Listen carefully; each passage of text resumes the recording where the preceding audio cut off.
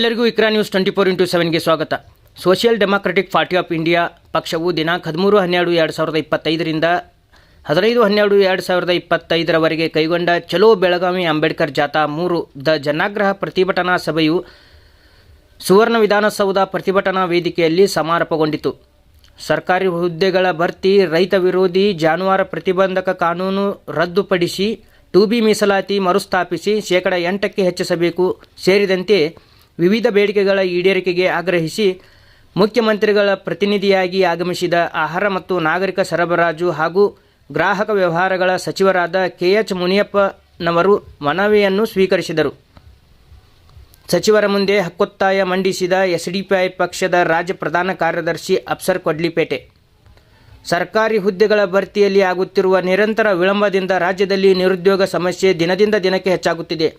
ಅರ್ಹ ಮತ್ತು ಪ್ರತಿಭಾವಂತ ಯುವಕರು ವರ್ಷಗಳ ಕಾಲ ಸ್ಪರ್ಧಾತ್ಮಕ ಪರೀಕ್ಷೆಗಳಿಗಾಗಿ ತಯಾರಿ ನಡೆಸಿ ನಿರಾಶೆಗೆ ಒಳಗಾಗುತ್ತಿದ್ದಾರೆ.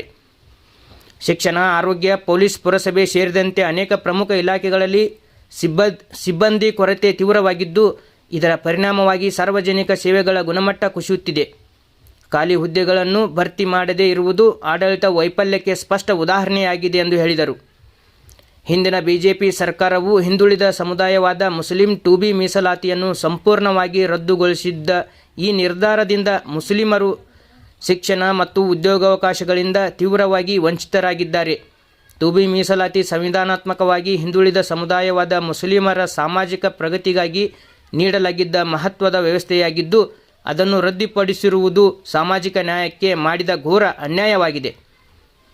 ರಾಜ್ಯದಲ್ಲಿ ಜಾರಿಯಲ್ಲಿರುವ ರೈತ ವಿರೋಧಿ ಜಾನುವಾರು ಪ್ರತಿಬಂಧಕ ಕಾನೂನು ತಕ್ಷಣವೇ ರದ್ದುಪಡಿಸಬೇಕು. ಈ ಕಾನೂನಿನ ಪರಿಣಾಮವಾಗಿ ರೈತರು ಮತ್ತು ಗ್ರಾಮೀಣ ಜನತೆ ಗಂಭೀರ ಸಂಕಷ್ಟಕ್ಕೆ ಒಳಗಾಗಿದ್ದಾರೆ.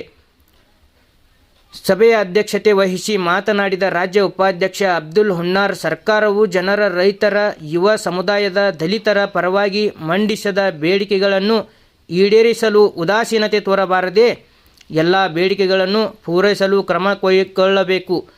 ಒಂದು ವೇಳೆ ಸರ್ಕಾರದ ನಿರ್ಧಾರ ಕೈಗೊಳ್ಳುವಲ್ಲಿ ನಿರ್ಲಕ್ಷ್ಯ ವಹಿಸಿದರೆ ನಮ್ಮ ಪಕ್ಷದ ಕಾರ್ಯಕರ್ತರು ಗಲ್ಲಿಗಳಲ್ಲಿ ಸರ್ಕಾರಕ್ಕೆ ಪ್ರತಿಭಟನೆಯ ರುಚಿ ತೋರಿಸಲಿದ್ದಾರೆ ಎಂದು ಆಕ್ರೋಶ ವ್ಯಕ್ತಪಡಿಸಿದರು. Bureau report, Iqra news, Belagavi.